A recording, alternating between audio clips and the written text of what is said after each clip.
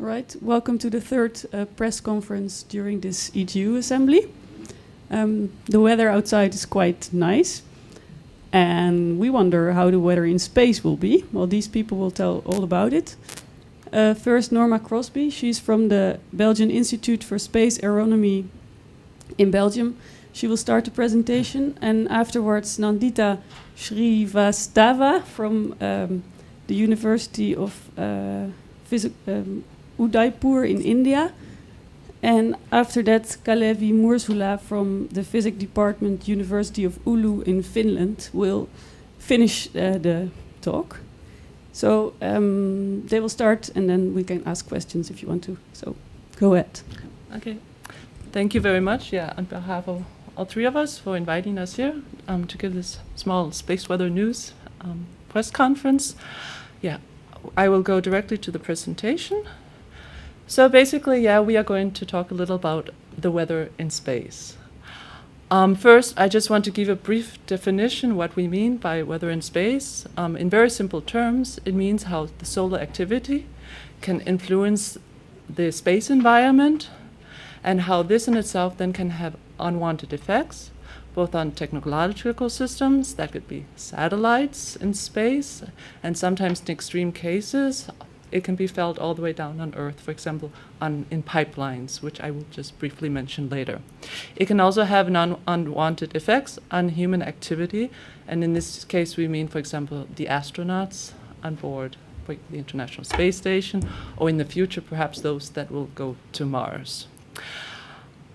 The space weather in near space, so now we talk about, because of course the space weather all over the universe, in our galaxy, but we talk here about near space. So it's dependent on three factors. So our location in the solar system, so as we all know, we're located here, and of course that gives us a distance to the sun. It's also a function of the activity of the sun. So the sun has a cycle. So here, these are X-ray images of the sun, and when they're very bright, that means we are at solar maximum. There's a lot of activity going on, and there are a lot of phenomena that can influence the space weather. And then at the end, about 7 years later, we have what we call solar minimum, where there's not so much activity, but other phenomena occur. This activity that is ongoing all the time on the sun can then directly influence. We are basically positioned in the solar wind that continually is sent from the sun, and of course then also are influenced by all these phenomena that occur on the sun. The Earth itself has a magnetic, one could say, dipole. This dipole creates what we know as the magnetosphere, which actually kind of protects us from the activity of the sun, the solar wind. So this is how we get this magnetosphere, which we see here is formed. But at sometimes the activity can really be strong, and this can actually affect the magnetosphere. Now, one of the phenomena which is very well known that occurs mainly at solar maximum is coronal mass ejections. Now, these coronal mass ejections, the acronym is CME. They are huge ejections of plasma that get thrown from the sun's solar corona, and they're seen as bright features moving outwards. Now, they have speeds from 100 to 2,000 kilometers per second, and when a CME gets into interplanetary space, so between the sun and, for example, the Earth, we call it an interplanetary CME. And in the following talks, we'll hear a little about what they can cause, these ICMEs. Now, the solar corona, when we look at the sun, we only can see the main disk of the sun because it's the brightest. The solar corona is very tenuous, so it's very thin. We can't see it without having an effect which is called like a natural eclipse. So I think we have all heard about this. So it's basically when the moon covers the solar disk, which occurs sometimes, and then we are able to see what occurs in the solar corona. Now, of course, we would like to see this all the time with observations, for example, detectors on board spacecraft. And that's why we make artificial eclipses. And there's an instrument called LASCO, so it's the Large Angle and Spectrometric Coronagraph. It's on board the actually quite famous SOHO satellite. And I think also here these images are very well known. So what we have, this is an occulter that then covers the bright part of the sun. And in this way you can, for example, see here this bubble coming out. This is a coronal mass ejection, which I mentioned here. Now, before I get to the effects of these, what these CMEs can actually do, I just want to show you a little movie so to have a feeling what's going on. So this is a very nice movie from NASA, and hopefully this should work. Pardon, we try. This is why technology is very sensitive also on Earth here. So we keep it in the small image because now it's working. So what we have here is this is like a cartoon of the sun, and we see something's happening. So there's some type of reconnection, magnetic reconnections going on. We have this plasma then that gets thrown away from the sun, is ejected. It crosses the interplanetary space, and then this is an Earth CME, and as you see, it interacts with this magnetosphere I mentioned before. And what we see, we have, for example, the northern lights that occur because of that, but there's also other effects. So let's go back to the presentation. One of the phenomena that are a direct consequence of these CMEs are geomagnetic storms. And this is basically temporary disturbances in the magnetosphere caused by, for example, this CME that comes and interacts with all these vibrations. And this is actually really can cause problems for us here on Earth from a technological point of view. Because the storms, they can perturb the ionosphere. This is a very nice picture, actually, about Louis Lanzerati. It's from the Bell Laboratories, which gives an impression of many of the space weather effects you find, both on Earth and in space. And for what we are talking about, the phenomena geomagnetic storms, we are mostly concerned about, for example, the ionosphere. Because, for example, when you are communicating with people on board satellites or a spacecraft, or, for example, the satellites are used to transfer information from one place on the Earth to the other. If there's a disturbance in this ionosphere caused by, for example, this geomagnetic storm, it can actually cause problems with the message. The message maybe sends something else, or maybe in worst case scenarios, there's really a blackout and you don't receive your message. And of course, that's not always very nice. And there have been cases where, for example, mobile phones that rely on satellites, that there haven't been communications for a couple of hours because of these instances. And then also for airplanes that, for example, fly over the high latitude regions, they rely on high frequency communications, and also that sometimes can be affected. And that actually means that the airplane itself must find another way to get to the destination.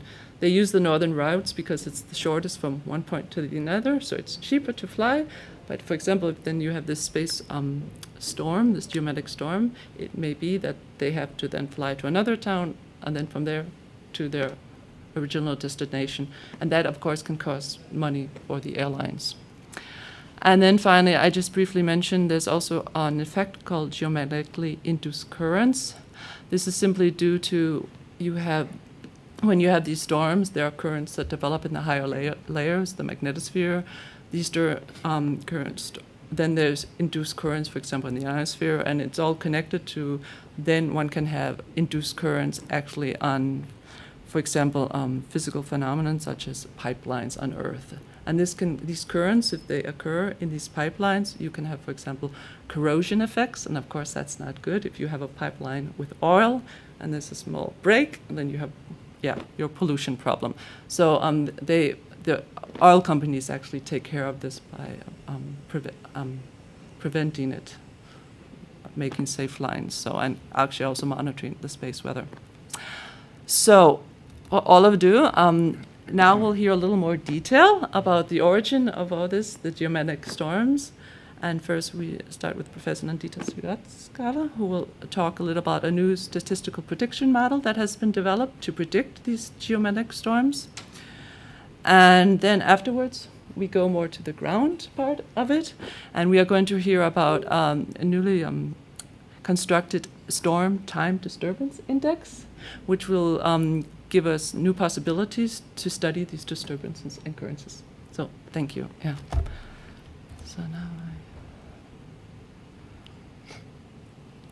It's all. Can you give me the mouse? Yeah.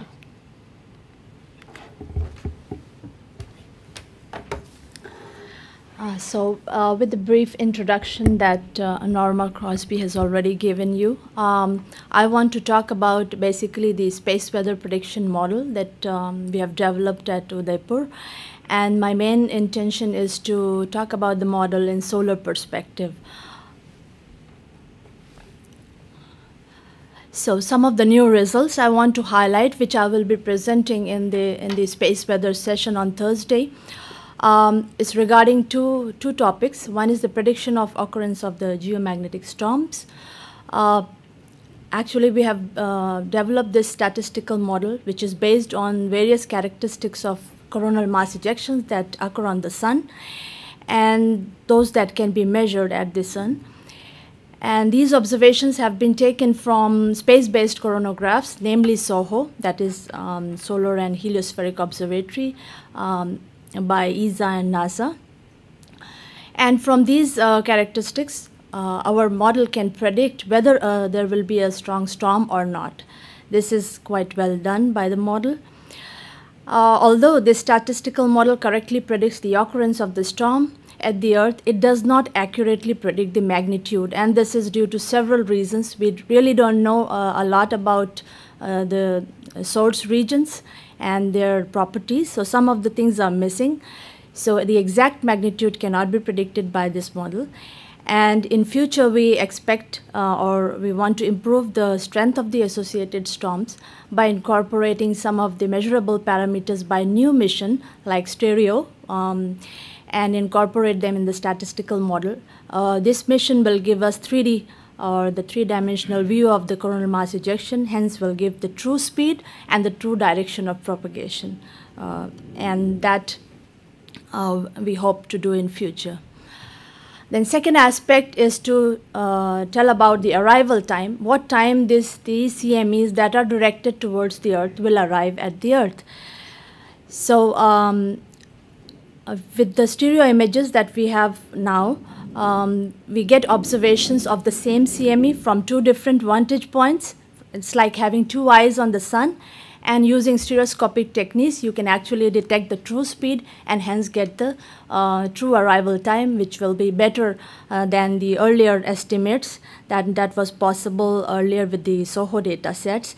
And having 4 or 5 events that have happened in the recent past, we are able to predict the arrival time of a CME within a margin of 8 hours as compared to a margin of 24 hours, which was estimated from SOHO dataset.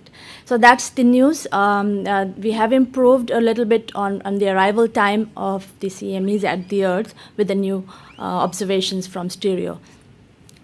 So this is the summary of my talk, and I'll give a brief introduction of what it involves, the space weather prediction models. Basically, we are trying to estimate two things: prediction of the magnitude of the geomagnetic storm, and the second is the arrival time. These are the two important components of prediction of any geomagnetic storm. What we know is there are reliable schemes of prediction which depend on the interplanetary medium characteristics. Basically, by interplanetary medium characteristics, I mean the solar wind velocity. That means the velocity at which the interplanetary CME is hitting the Earth's magnetosphere. So if we have a good knowledge of the solar wind velocity and the orientation of the interplanetary magnetic field associated with this ICME, then we can predict its strength and the arrival time. So this is very well known, well established. But the problem is we get a warning time of 45 minutes to 1 hour, and this is too short for giving any notice to any user who wants to incorporate any changes in his model or any satellite problems. So what we want to do, in fact, is to get an advanced prediction of at least 1 to 3 days in advance. And for that, what we need to understand is the following things. One is to identify the source correctly. That is, identify the source regions, or the CMEs, coronal mass ejections, which are the real regions of the resulting geomagnetic storms. To understand their propagation in the interplanetary medium, there are various scenarios wherein coronal mass ejection has to travel in a slow solar wind or a fast solar wind, and depending upon its interaction with the ambient medium, it will have a final speed arriving at the Earth. We have to also identify the key interplanetary parameters, which is quite well known. So the ones in the blue are quite well known, but the ones in the red are not so well known. So these are the regions where we need to understand and improve our understanding a bit. Relationship of these interplanetary medium with the solar parameters, and then finally predict the strength of the geomagnetic storm with these parameters. So as we know, Norma has already shown what are the solar sources. These are CMEs, but there are special types of CMEs. It's just from the perspective that they are called as halo CMEs. They are seen as brightness all around the occulter in the coronagraph, and when it is about 360 degrees angular span brightness, then we call them full halos. And if we have greater than 120 degrees, we call them partial halos. And we also have the limb CMEs, which have angular span of less than 120 degrees. So we use these properties to identify the ones which are coming towards the Earth. So if we have a 360 degree angular span halo CME, we know that it is either going away from us or coming towards the Earth. To know whether it is coming towards the Earth, we have to identify the source on the disk of the sun, and if there is no signature on the disk, that means it is coming from behind the sun. So that's how we identify the solar signature on the sun. And we now know that fast-moving halos are very important, that the speeds of these CMEs, if they have a very high speed of, let's say, 1,000 kilometers or more per second or more, then we expect that these are going to have travel to the interplanetary space with a very high speed and impinge a lot of pressure on the magnetosphere, which is called ramp pressure, and hence we'll have a strong geoeffective storm at the Earth. So what was the status with the SOHO data? We have that lot of coronal mass ejections were observed. A lot of them were directed towards the Earth, and some of them were missing alarms, like 20% of them could not be predicted, and some of them, like 15%, were false alarms which did not occur. So this was the status using SOHO data, and we tried to develop a statistical model for prediction of these geoeffective events. We were concerned mainly with the severe events, and for that we selected about 85 events that have happened in 1997 to 2006. In fact, the last 2 years were, 3 years were almost quiet in terms of high geomagnetic activity because of low solar activity. So we could divide these set of 85 CMEs in two categories. These are called intense and super intense storms. This is defined in terms of an index of geomagnetic activity, which is known as disturbance storm time. And my colleague, Professor Kalevi, he is going to describe more about this index. I use this to identify the storms. And using this statistical database, we have characterized each event with a number of properties in terms of solar as well as interplanetary, and then find that the model is quite successful in predicting the occurrence of an intense storm. It's almost 95% prediction is correct, and for super intense it's about 70%, based on both solar and interplanetary parameters.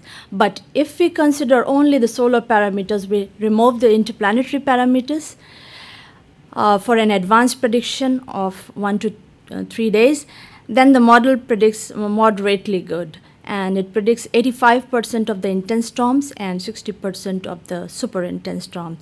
So that means we really don't have a very good understanding of the key solar parameters that are related to the key interplanetary parameters responsible for the geomagnetic storms. And that's where we hope that the recent mission called STEREO will help us to forecast the give a better prediction in terms of the arrival time as well as the magnitude of the storm. So what is arrival time? I've told in the beginning in my summary slide that we define the arrival time, and that is by the time at which the storm occurs minus the by the time at which the CME occurs. And this is actually based on 2-point measurements, and it can have a lot of errors because we don't know how a CME is propagating through interplanetary medium. It would change as it moves in the interplanetary medium. It may accelerate or decelerate by interaction with the ambient solar wind. So what we knew up to now was front side halo CME, for which we know it is heading towards the Earth. We can predict with a 95% probability that it would arrive within a day around that predicted time, that is plus minus 24 hours, and that is quite a lot in terms of giving a forewarning to the users. And why such an uncertainty? Why we had such kind of large uncertainty is that we cannot infer the radial component of the speed that is in the direction of the Sun-Earth line. That was the problem from the images that we obtained from SOHO, because we only got the projected plane of sky speed, but we could not measure the line of sight component. So with the we made an assumption that the CMEs are self-similar, and from that we obtained the radial propagation speeds and obtained the arrival time. So we hope that the stereo observations would help us to obtain the true speed and the true direction, because it will help us the 3D modeling of the coronal mass ejection. And a recent example, I'm showing this as an example, how we have improved on the arrival time prediction by showing the stereo observation. These are taken from the 2 coronagraphs. This is from 1.4 to 4 solar radii, the field of view of the coronagraph. And there was a CME on 3rd April 2010. And it was followed by another coronagraph, which is also on the same mission, from 2 to 15 solar radii. It was tracked up to 15 solar radii by Core 2 coronagraph. And then we also observed from SOHO LASCO coronagraphs. So as you see, we get different perspectives of the same CME from different coronagraphs. From the one which is situated at SOHO, we see as a halo CME, while from stereo we see as the limb CMEs. So this helps us to get the 3D view or the 3D speeds and direction. And this arrived at the Earth at around 8 UT, which is obtained from the in situ observations, and gave rise to a storm leading to a geomagnetic Dst index of -80 nanoteslas. From the images that I showed before, we got the true speeds, which is about 800 kilometers per second, and which helped us to estimate the arrival time, which is about 45 hours, and it is very close, within 4 hours of the actual arrival time. So we have, with a few cases like this, 2 or 3 cases that we have studied recently, we get a better estimation of the arrival time. So this is an example to show how we have improved on the space weather prediction with the recent observations. Thanks. So we go on to the next talk.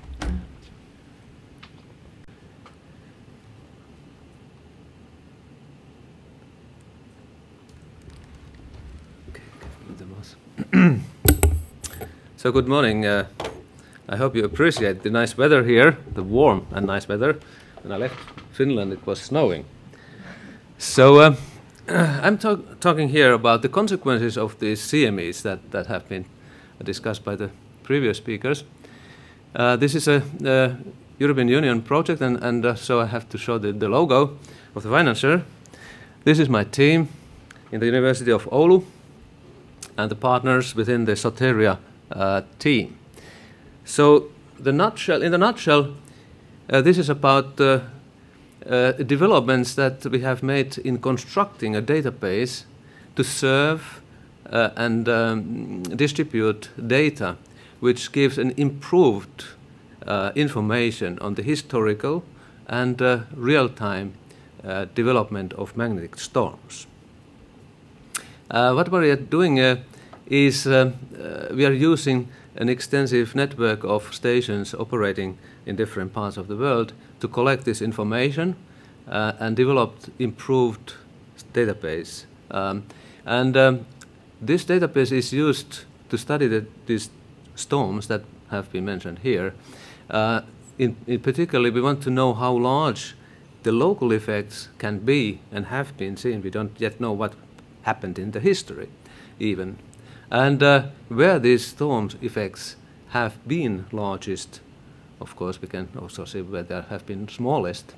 Where anyway, this distribution in spatial space, and how the storm develops, or different types of storms, how they have developed in time. So this is another nice picture of an expanding CME. Just wanted to add that these are the very most largest disturbances on the sun. And you can see that the effect can cover a large fraction of solar circumference, up to 1/3 has been seen. So this is the very most largest disturbance that really we are talking about in the sun. And these disturbances affect the Earth, because the Earth is another magnetic bubble. So the CME is one type of magnetic bubble, and we are talking about the interaction of two magnetic bubbles, and that leads to changes in either of them. Changing magnetic fields, if you remember from school education, it leads to electric fields and electric currents. And these electric fields accelerate particles. We are talking about the accelerated particles and the currents formed by these particles. So during the storm, geomagnetic storm, we are talking about elevated levels of energetic particles and their currents. Now, we don't know very well the different features of these storms, how they, as I said, how they evolve in space and time, and how large they can get. The largest current typical for these storms is called the ring current. It's a misnomer, and this talk is partly about why it is a misnomer and what we can do about it. Anyway, this is the typical current that develops during magnetic storms. It lives for about a week until the case dies out. It consists of particles, energized particles of typically 100,000 electron volts. So if you have a potential 200 volts in that block there down the wall, multiply that by roughly 10,000, you get the typical energy that these particles have. So they have been going through a large potential wall in order to get this energy. This ring current, or these particles, move at about 3 to 5 Earth radii. They experience different motion, but typically they just move around the Earth. Ions move westwards when you look from above, and electrons eastwards, and this leads to a current which flows westwards around the Earth. Now this current, the ring current, as any electric current, it produces its own magnetic field. If you took a line current, a current flowing, and you put your thumb in direction, you remember from school, the magnetic field lines are circular around the current. Now this current is somewhere outside the Earth. It produces this magnetic field of its own, and this magnetic field can be monitored on the ground. It is directed opposite to the magnetic field of the Earth itself, and therefore leads to a reduction of the magnetic field observed on the ground. That's what we see, and that is monitored. This reduction of the magnetic field is seen at all stations around the Earth. Now, typically, this reduction is called the Dst Index. It's just the global average of this reduced magnetic field. So it's the global average of the reduction of the magnetic field observed on ground. And it has been monitored by 4 stations so far. Actually, I have to say it's a Japanese invention originally.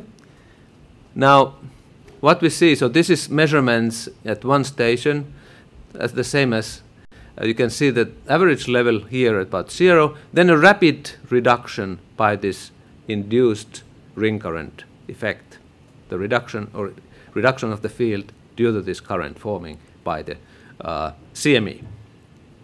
In this case, it has been about 300 nanotesla, which is roughly 1% of the total field. So not terribly much, but it is significant.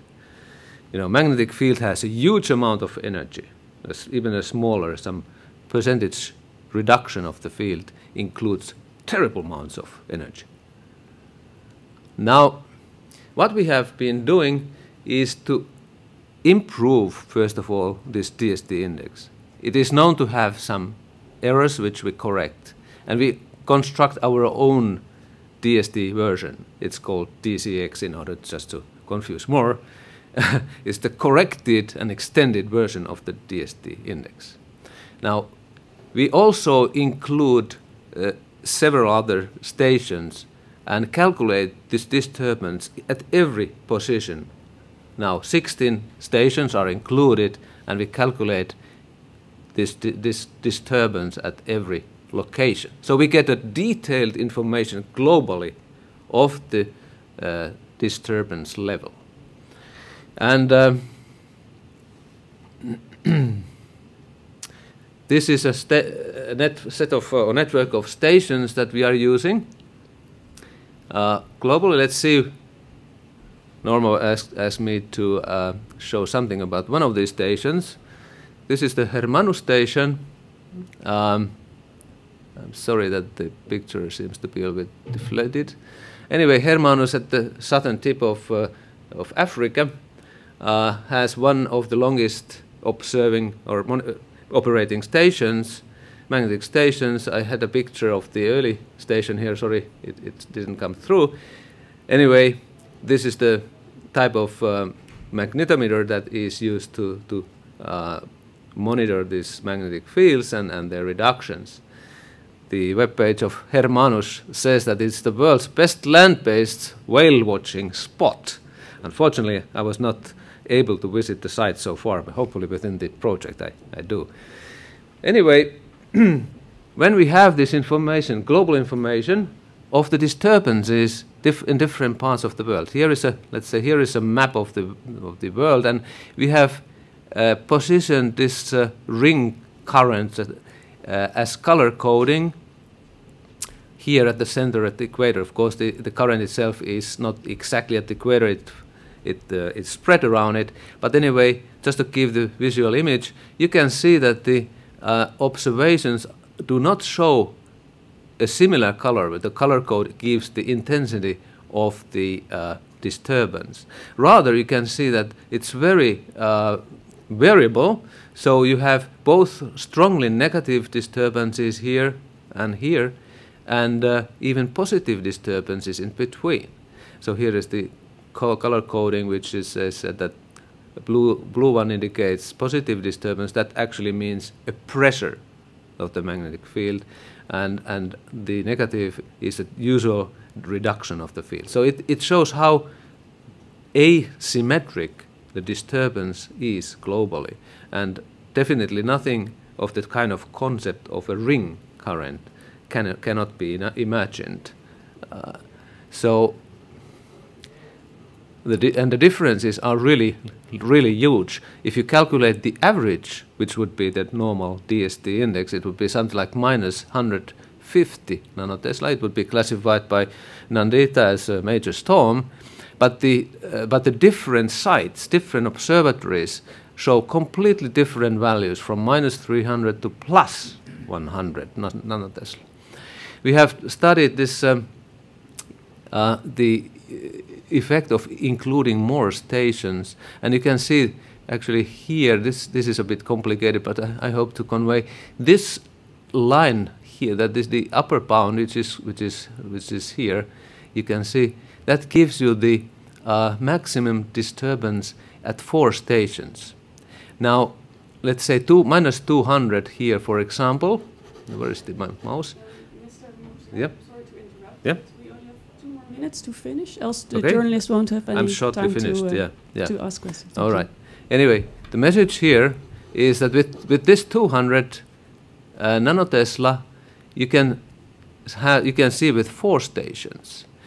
Now, if you include more stations, you will see more differences at the different stations, and you can see up to 600 nanotesla. And even worse, the more disturbed the situation is, the more different the stations show. So actually, you can see something like 3 times more disturbed values when you increase the number of stations.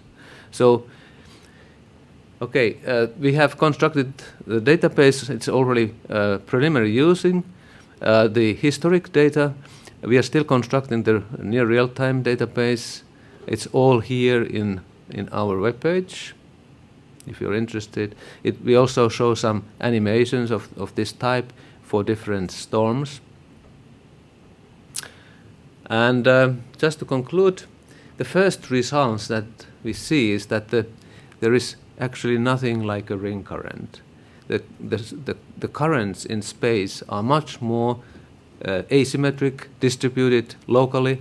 It's much more complicated than we have understood so far. The local disturbances can be very much larger than the average that has been used to monitor storms so far. And the important information is, of course, that also the local disturbances increase with the disturbance level very much.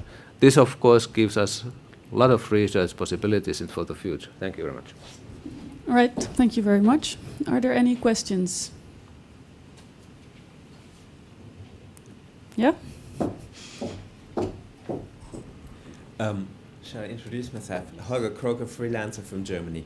In addition to these regional differences, do you notice any time differences at the several locations that the current fluctuates at each station, maybe from positive to negative values? So far, that's actually an interesting topic, which has not been studied in full details. But there's a certain process or average behavior of the storm that leads to a temporal change at each site. The new information is, however, that actually what we see does not correspond to the average behavior. So each storm has much more complicated structure, and the temporal evolution is much more varied. That's what I can only say, that you do see large variations from positive and negative disturbance, but the average behavior gives you completely well, a certain type of behavior that most stations do see, but local information is much more complicated. Did that make any sense? More questions? No? And also not from... Yes? I guess I had a question for Srivastava. How long does it take to make a forecast? Good question, because this is not, we are just trying to understand what are the factors that are responsible for in terms of solar parameters. So forecasting would be in two levels. One is to try to predict when an event will occur on the sun. In that respect, we are still, lagging behind. We really don't know when an eruption will occur on the sun. But if an event has occurred on the sun, well, if a coronal mass ejection has already occurred on the sun, then we, depending on its speed, as I said in the beginning, depending on its speed and other parameters which we have to improve our understanding upon, we can forecast within 1 to 3 days in advance. It all depends on its speed. So if it's a fast moving CME like 2,000 kilometers per second, it would come to the Earth in 20 hours or so, 22 hours or so. If it's a 2,000 kilometers per second moving CME, then it would come in 2 days, something like that. So once we have seen the CME and we know its speed, we can tell that would be our... I guess my question is, once you have seen the CME, yes, how long does it take you to actually make that prediction? I mean, presumably you're using stereo, and your advantage is that from stereo you are actually able to get a better estimate of the solar wind speed. So it depends on which data do you use. So if we use the coronagraph data on stereo, we should be able to tell in advance of about almost in whenever, we have not done so far, but if we try to do it, we should be able to tell within few hours by measuring the speed. Okay. Let's say 12 hours or so. Thank you. Yeah. Any more questions? No? All right, then I would like to thank you for this press conference, and good luck with the further research.